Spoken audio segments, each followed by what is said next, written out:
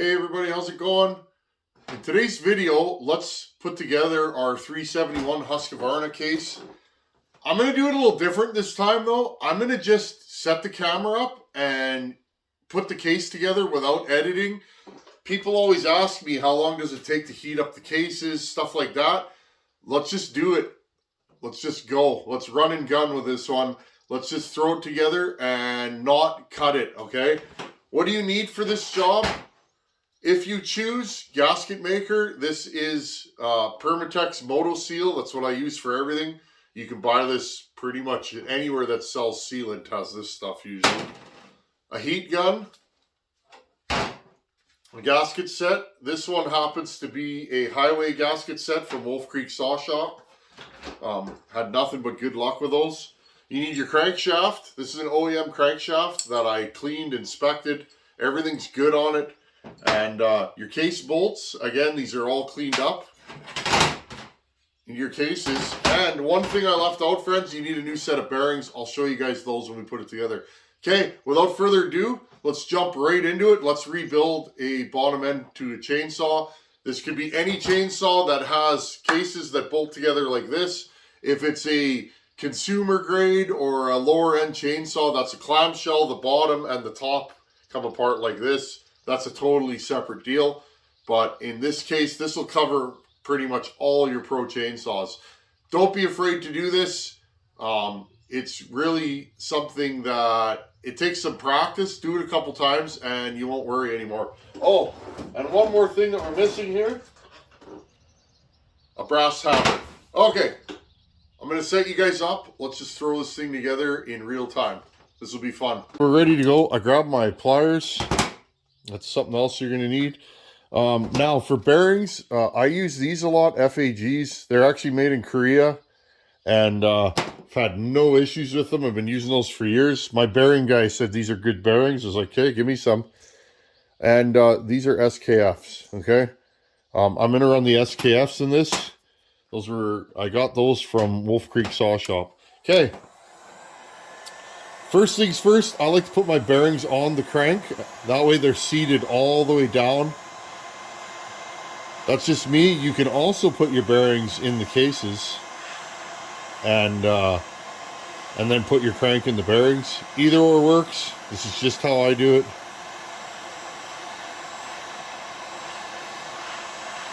Make sure this is hot enough. And you want to work quickly. I'm just going to grab this right here. There you go. Okay, now we'll do the other side.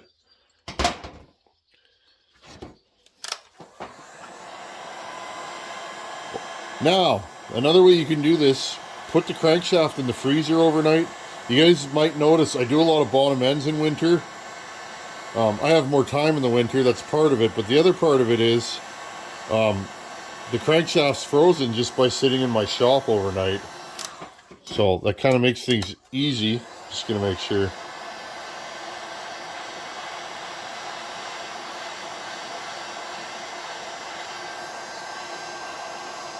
Okay. Now, if you don't get this hot enough, it'll get stuck halfway down. There you go. Just like that, okay? Now notice, crankshaft is not centered on the bearings in this saw. Kind of interesting. Always wonder why the engineers do what they do. I get that a lot. Are you smarter than an engineer? Do you think you are? No, I'm not. But engineers have to work with a set of parameters that I don't. Like mass production, EPA compliance, a certain weight. I could go on and on. Porting a saw, you can pretty much make it do whatever you want because you don't have those sets of parameters. Okay, now while that's cooling down, it's your flywheel side and your PTO or clutch side. Make sure that you know which goes where. And I know it's kind of silly, but if you've ever put a crank in backwards, I have years ago. Okay, pretty easy to spot. The clutch side always has a thread on it on most saws. So there are a few that aren't like that. And the flywheel side has a taper. Okay, so I'm just going to start with the flywheel side because it's right here. Got my temp gun. Again, so that you guys can see in real time what the actual temps are. There you guys go. Okay. Just gonna give this one more quick wipe, even though I know it's clean, and yes, it is. Okay. Let's heat this case in real time. I'm gonna try and do this as quickly as I can, friends, without screwing up. Have you guys ever put one together and it gets stuck? I have. This isn't something that should be rushed. I only do this when I have time, if that makes sense.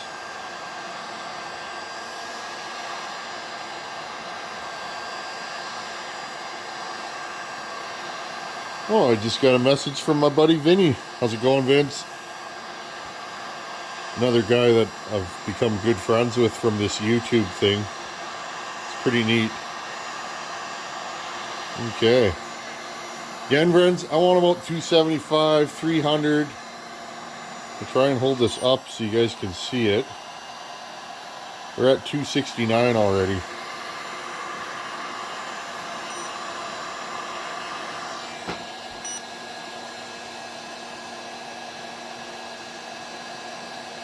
$260.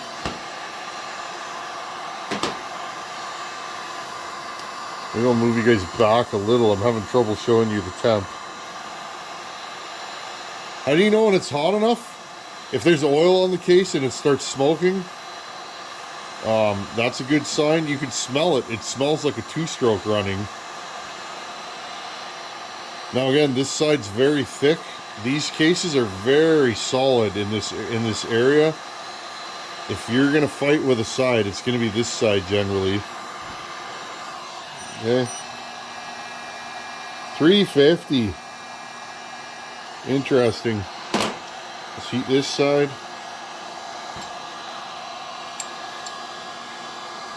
Now again, this is cooled down a little bit, but it's still warm to the touch. So one way around that, friends, and I'm just gonna quit while I'm ahead here. If you want to cool down something, blow some air over it.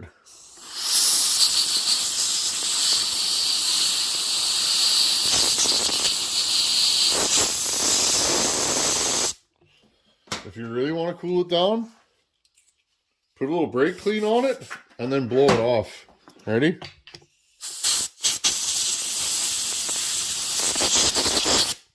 Okay, now back to the heating. And again, what is this to? It's still 240 degrees, okay? Almost like these cases were designed to shed heat. These designers know that heat kills saws, and it does, friends. Whether it be a dull chain, you know, the friction of running a dull chain, clogged up fins on your cylinder, and any number of other things. RPM in itself can make some heat because think you're firing the cylinder more often, compression. And I know that's a contested subject, but compression does make heat. It's a thing.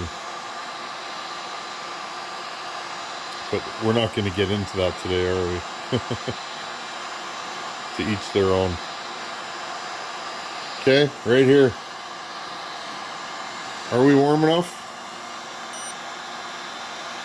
360 degrees. Okay, ready? Let's take this. Make sure your crank is straight. Whew, it almost got stuck there, friends. I don't know if you guys saw that. It did almost get stuck. It went shunk, shunk. Again, we're not editing anything here. It's in there now. I'm going to cool it off quickly with this.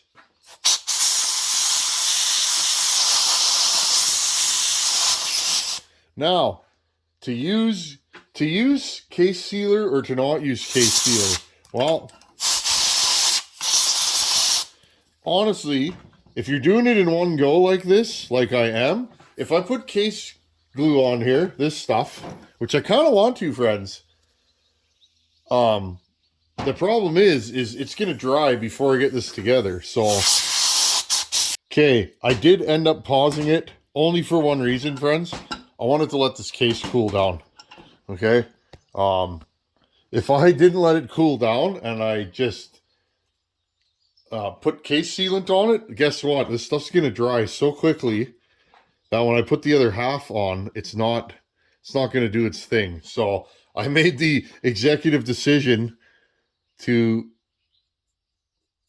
turn the camera off, let this cool down for 5 or 10 minutes, and then put this all back together, because it's like, might as well do it the way I want to. Now, these cases aren't in horrible shape. I think I already mentioned that, but they are old. I did have to scrape them quite a bit. There was a lot of gasket material embedded on the sections where the cases mount together. There was a few spots that it almost didn't even look like there was anything on it. And if you want to use a brush, use a brush. I get comments on that all the time. How I don't use a brush. One less thing to have to stock in the shop if I needed brushes all the time, because I do apply this stuff quite often. Okay, try and keep it outside of the motor. If it gets in there a little bit, it won't hurt nothing. I've never seen it. Okay, straighten this out, put our gasket on here. I like to put the dowel pins on the side. These right here, right there, and right there. I like to put them on the side that I'm putting the gasket down first. This will keep our gasket in place. Okay. And then what I'm going to do is I have to put some on the gasket. Now, here's the key. This stuff's not going to stay tacky for very long, so you want to heat up that other side as quickly as you can and get this together. Other thing I did off camera is I grabbed my welding gloves. You're going to need gloves, or these cases bleed the heat real quickly and all over the place. You heat up here, they'll be hot enough to burn you on the outsides. So wear some good heavy gloves, and you won't burn your hands. I've burnt my hands many times putting together cases because I'm too silly to use gloves. I know. I feel like a man has to have calluses on his hands. At least I do, because I'm not. There's a lot of times where I gotta grab something and I don't have a glove with me. So, being a construction worker, I like a good calloused hand because it keeps me out of trouble. I've never had soft hands. A few times in my life, if I'm off work for a week or two and I don't do any wrenching, my hands get soft, and then guess what? I wreck my hands pretty quickly grabbing things. Okay, I'm going to move this out of the way. Put this there. And again, I'm not going to cut it. Let's get the heat going.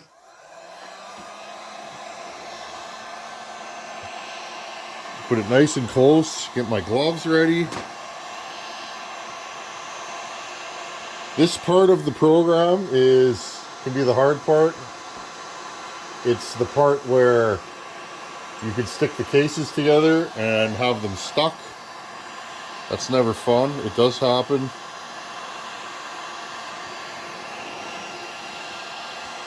Just try and do this efficiently.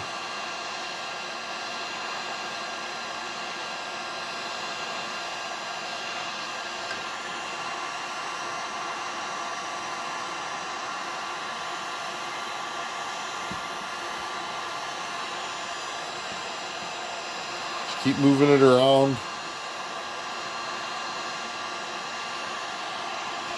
And again, if you have a temp gun, it is a handy thing.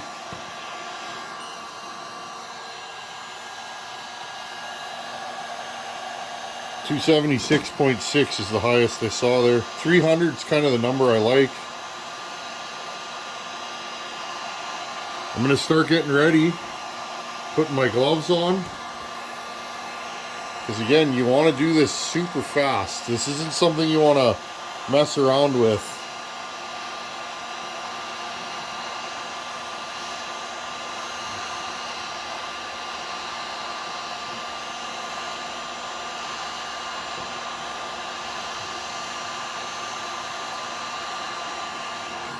I think we're probably getting close to where we want to be.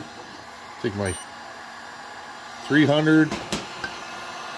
Okay, so now what I do is I take my cases, make sure that the crankshaft is straight up and down.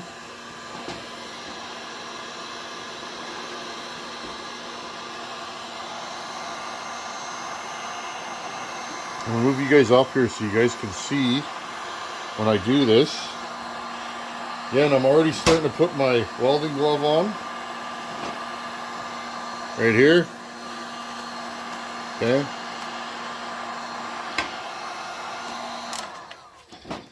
Okay. You guys ready? I'm gonna pull this down for you. I'm already taking a little bit longer than I want to, but I want you guys to be able to see this. This case is fighting me, friends. Not sure why. Okay, well, I'm gonna apply some more heat to the outside of this and see if I can get this rocking and rolling. Sometimes you get a case where the bearing pockets are really tight, and I think this is one of those cases. At 300, it usually should just slip.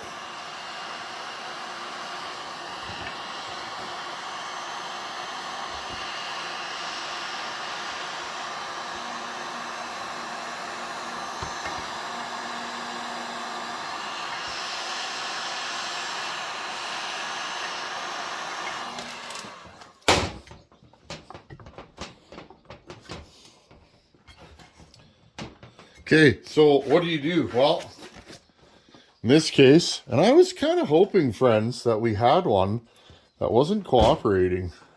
Because a lot of times they go together so nicely on video. And you guys go, well, mine got stuck. How do you do that? Well, it's practice. Okay, let's try something here.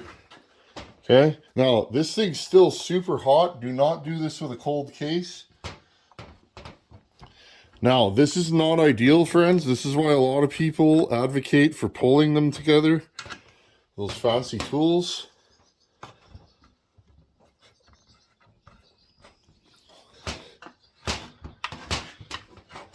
Now, sometimes you just have it crooked, just the way you put it together, and it just wants to fight you.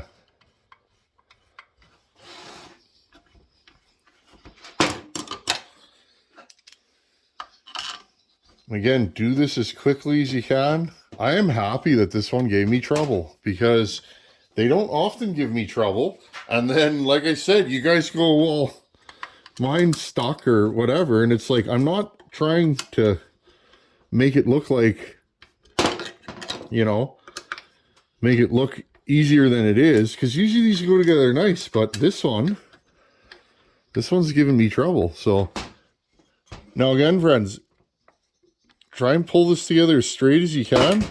Now, what I did is I put this together crooked. So it's just the way it ended up. So now I got to try and pull this together and straighten it out. If I can. If I can't, we're going to have to take this thing back apart.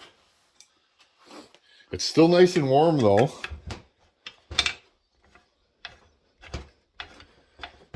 There we go. It's nice and straight. And again, friends, I'm taking this. I am not reefing this thing together. If it doesn't want to go, just with the tips of my fingers, putting pressure, if it doesn't want to go, don't force it. Okay, because you could warp that bearing pocket. So there you go. We finally had one that just doesn't want to go. Well, I thought this might be the one. I suspected. So I said to myself, let's do this in real time. And you guys can see the legit part of doing bottom ends and doing saw work.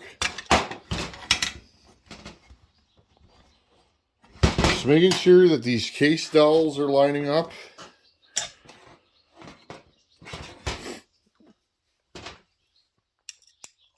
I'm going to put one of these in here.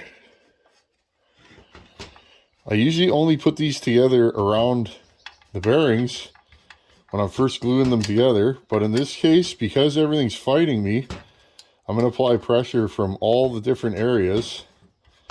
There, that's going together nice. 1 in every 20 will do this to me, and it's just part of the deal.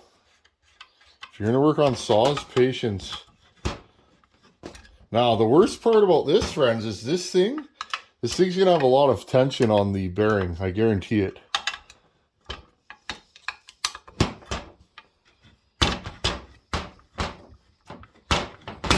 But again, I'm not reefing it down.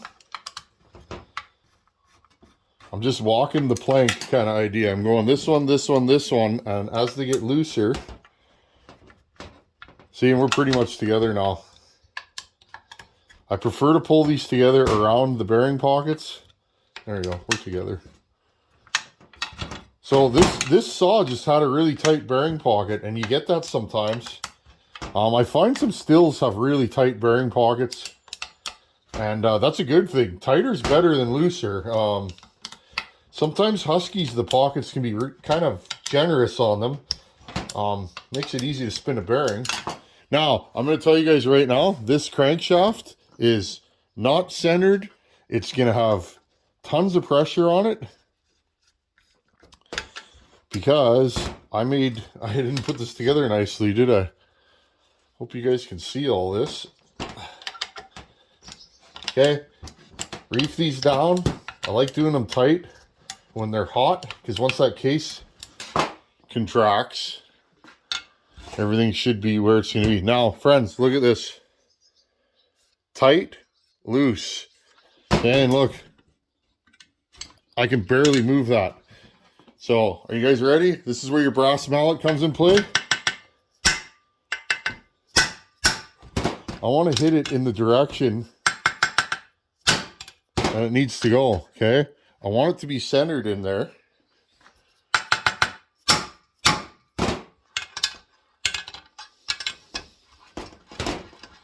And sometimes I'll even hit it the opposite way,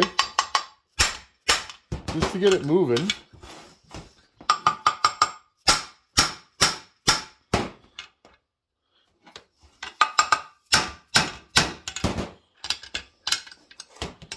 Still not happy with it, friends. But you'll hit it in such a way that it'll just go. It'll just move itself. And usually you're good to go then. But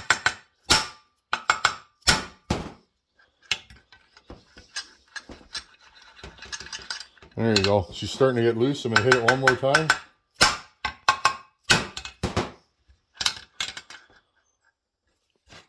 Now let's see. Is this thing centered? Yeah, it's not too bad. Yeah, and I'm going to hit it one more time this way. And there we go. I don't know how well you guys can see it, but it's pretty much centered. Now, another thing you can do, this is good actually, I'm liking this video. Another thing you can do, friends, if it just won't center itself, right? If it won't center itself and you're not happy with which way the crank is sitting, get your case tool. I'm going to show you guys this. Especially when you're building a ported saw, right? You want to start with, at least I do, I want to start with a brand new bottom end, because I only do pretty much only old saws. It's rare I do a new saw. Okay, go like this. You hear that? I just pulled the bearing into the pocket and moved the crank over. Okay. And again, now, suddenly, it's moved everything over one way. Okay. Now that that bearing is pushed all the way into that pocket, take your crank tool again. Okay. Making sure it's flat. Now I'm going to center the crank with this tool. Right there. I just moved the crank over. Undo it. Now look, friends, this crank is now even on both sides. Now I have some side load on it, right? Look, it's tight. Now, tap. Did it take the side load off? No, it didn't. Watch this. And there you go. See that? See how smooth it is now? and the crank is dead center. This was too far that way before, okay? Well, it didn't want to bang over. I'm not going to leave it like that. I want the crank centered in the crankcase. I don't want it too far one way or the other. And the other thing is, friends, the bearing on this side, I could see it sticking out a little bit. Okay, now lastly, the last little tip I'm going to give you guys, I let this thing cool overnight usually, and then I will check it for side load tomorrow. Sometimes when things shrink, the crank will get tight. That's why I don't do a bottom end and rebuild the saw on the same day. I like to let these sit for say an hour, and then I'll, they got to cool down, and then I want to feel it again before the crank seals are in. You guys can see I got a little bit of moto seal on the crankshaft there. I think if I was going to do these again, do this bottom end again, I would have done this side before this side, because the crank doesn't fall in. The center is offset this way. Okay, there we go. There's a bottom end, and again, make sure everything's super tight. I'm going to do the front ones again. Tight, tight, tight, tight. It pays to have good T-handles. These were snap-ons. I can't remember the fellow's name, but one of you guys sent these to me, and they work great. Okay, there you go. Rebuilt the bottom end. I'll plug the holes with some paper towel, and this thing's ready to get a top end installed on it.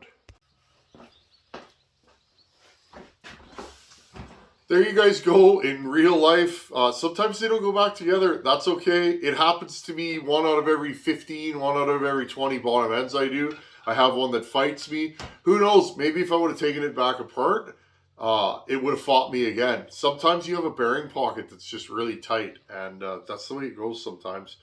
Anyhow, hope you guys learned something from this video, and don't be afraid of bottom ends. They will get easier as you do more, and sometimes you get one like this. My options were to pull it together with the case bolts, which I did.